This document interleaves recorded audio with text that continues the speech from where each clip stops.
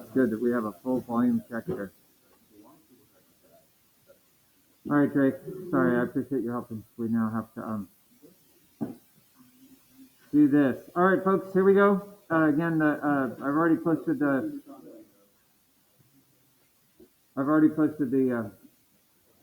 slide deck if you want to peek at it. It's on the stream. I wanted to cover some common ArrayList errors. So let's start with saying ArrayLists are awesome. ArrayLists are awesome. Thanks, Drake. I think they're awesome. You can create one and add things and delete things. It's more like a natural human list than an array where you have to say, I know that forever I'm only going to want 37 items, and then you create a thing and then you can't move them around easily, or I don't know. I like ArrayLists. Common errors are confusing arrays with ArrayLists. They are different things. So remember, with arrays, you can't resize them. And with ArrayLists, you use .get and .set instead of square brackets to access elements. And you use .size with ArrayLists instead of .length. Those are the main things. I saw some of that while walking around the room. So it's a common error. That's why this is the common ArrayList errors notes. Any questions? Yes. I just used a .length call with my ArrayList. So. And it said, you can't do that. Very good. Oh, get out. Don't do it, though. It shows that you don't know what you're doing. I used it at .size the wrong way. And interesting. Well, I'll have to look at that. That's a puzzle. You did .length. He didn't use that. You can't. Yeah. It's fine. These aren't the words you're looking for. It's fine. Number 2, ArrayLists only hold object data, not primitive data. But you can use integers in an ArrayList by using a capital I integer. It's called a wrapper class. I mean, we talked about that formal name, yes, in the fall. Or double with a capital D, or Boolean with a capital B.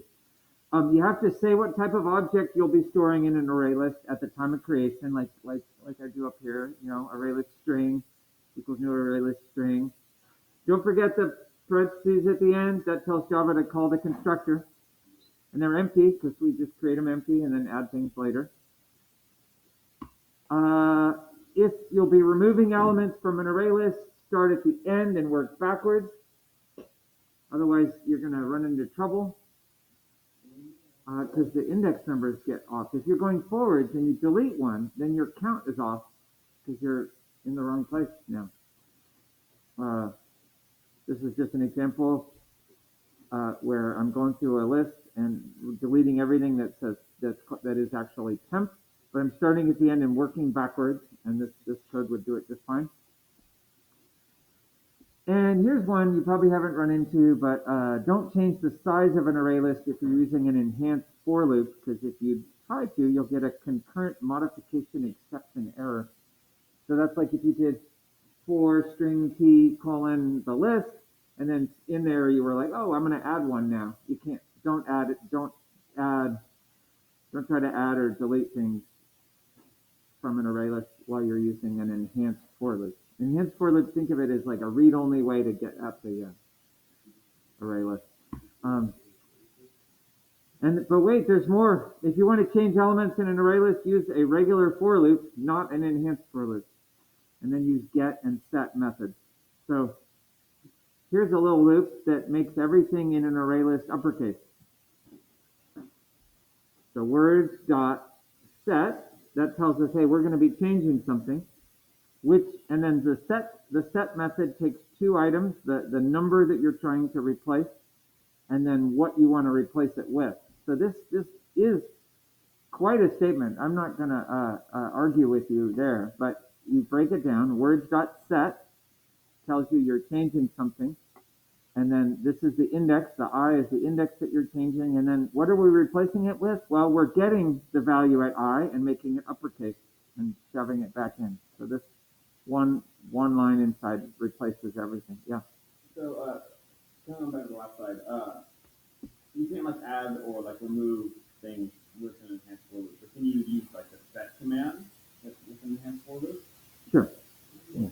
But you don't have an index value unless you're tracking it. separately. Mm-hmm. But you could, yeah. Good question. All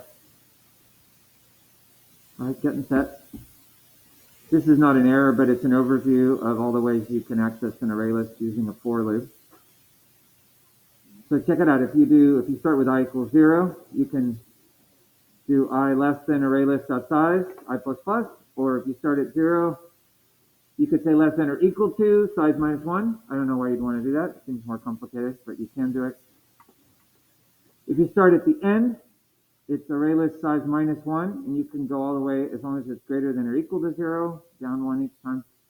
Or if you start at the end, you can just say I greater than negative 1, because that's 0 and above.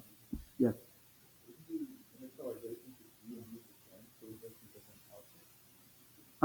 No, the initialization is the same for C and D, and then the condition is technically the same. Because if we're only doing integers, and if it's greater than negative 1, then it's greater than or equal to 0. So this is just a little summary of different ways you can do it. They're all the same. I mean, the bottom two are the same, and the top two are the same. In effect.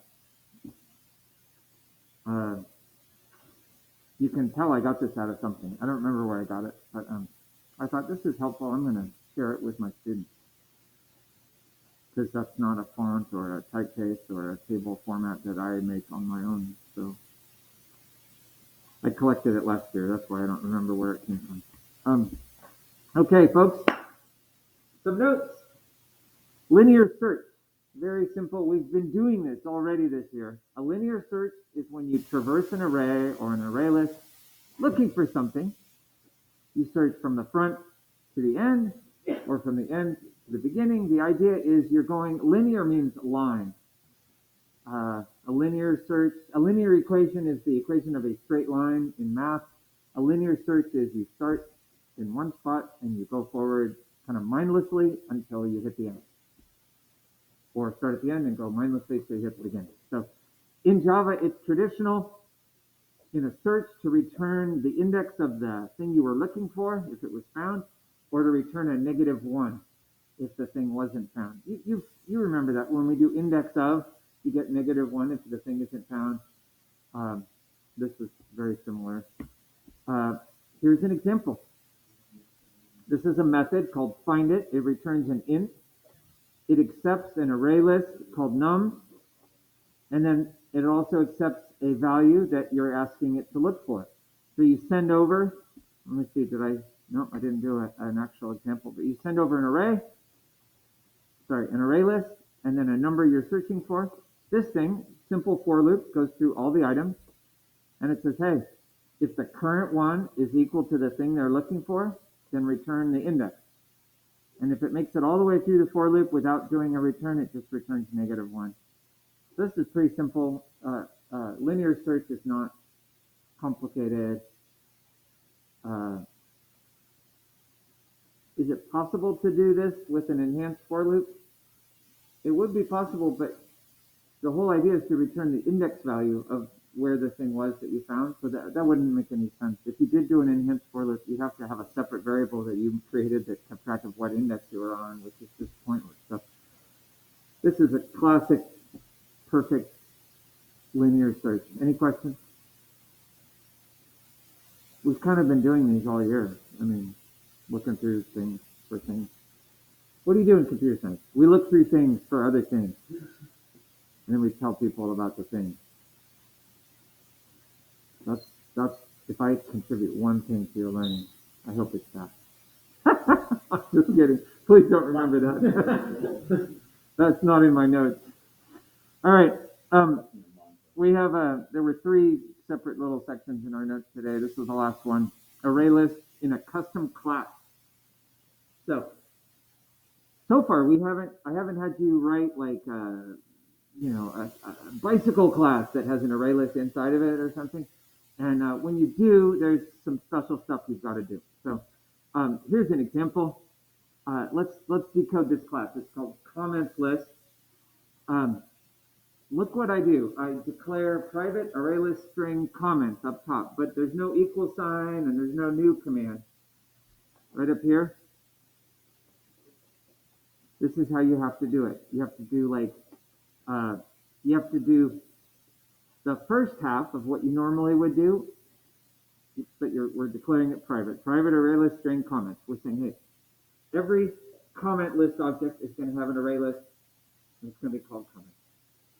And then in the constructor, that's where you say, hey, I'm going to finish creating this thing. Comments equals a new array list of string objects. This is how you have to do it. I don't know what. But it's how you have to do it. So I made one method in here, add comment, where you send a string over and it adds it to the comment book.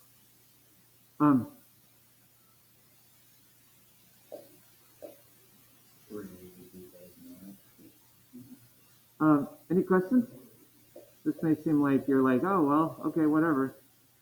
I am going to make you do this today in an assignment, and some of you will forget. And so remember, when you're writing a custom class and you have to put an array list in it, do everything that's to the left of the equal sign up top and do what's to the right of the equal sign down in the constructor. And just come back and look at the slide. Yeah, Riley.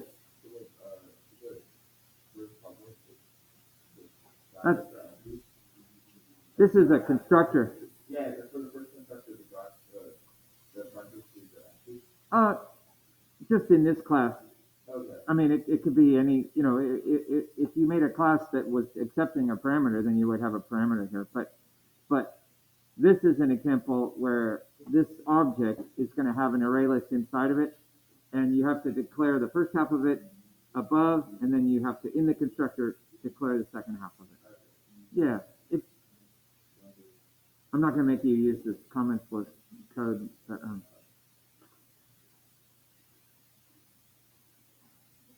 okay, so we got 4 more things. They're not huge things. We got a linear search REPL I'll post first. And then there's a REPL where I'm asking you to remove things from an array list. Remember, start at the end, work backwards. And then I'm asking you to write a custom class that uses an array list, which we will use on Friday to make silly sentences. And then finally, I'm asking you to do 9 multiple choice problems on the AP Classroom. Listen, there's 18 problems on the AP Classroom, and I'm just asking you to do the first 9 right now. And I'm doing something different today, so some of you have tuned me out already. I'm asking you to note your answers and submit them to me on a Google form before class starts on Friday. So don't submit it on the AP Classroom because we want to do problems 10 through 18.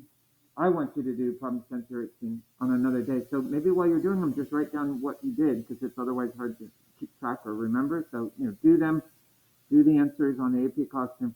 Don't submit, save it for later, but write down your 9 answers and then put them into the Google form, please. I made a Google form that is A through E for 9 times. Yeah.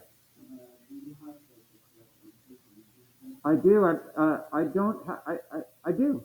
The Google form tells you if any you got wrong, and then at like 11:15 today, the video post that has all me working them all out. In fact, all through 18, but you don't have to do 10 through 18 yet. We haven't finished all the content for this unit. So. Okay, I'm gonna